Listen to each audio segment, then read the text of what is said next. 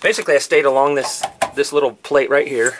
Here's your gas filler tube and your fender well or whatever.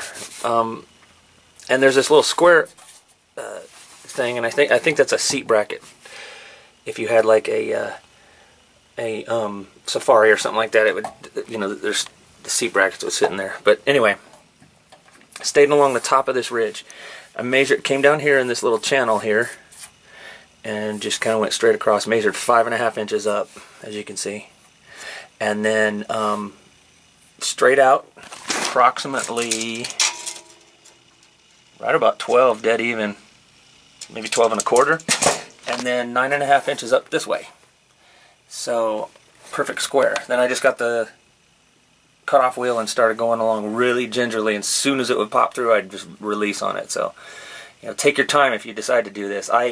Personally, I think next time I would do it with the Sawzall like I've seen other people do, just because there's less sparks flying and stuff. So, I'm going to vacuum this out and prep for the next step. I just want to point this out because I haven't seen any other tutorials that really highlighted on it. These two brackets are exactly the same in how you take them apart on these gas lines.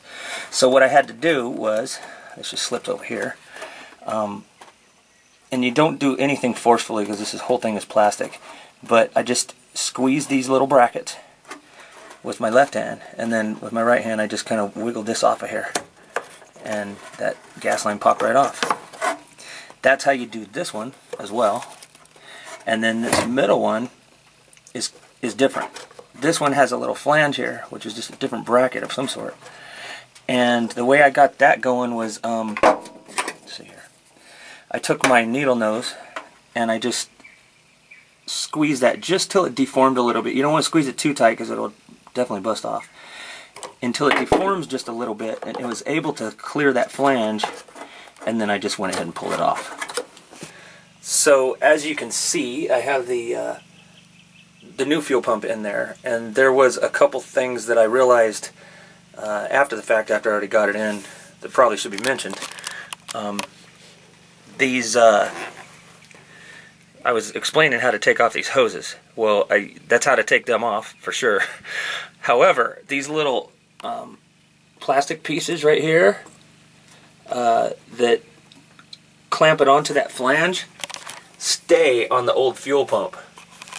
And at least they did with me. These two outer ones did. And so I had to get like a really super small screwdriver and get in underneath there and pry them off of here without busting those clamps. Then went ahead and put them on this new one, and then just slipped these things right on. They went right on. So that was that. Okay, as you can see, I've got all these spliced together according to the wiring diagram.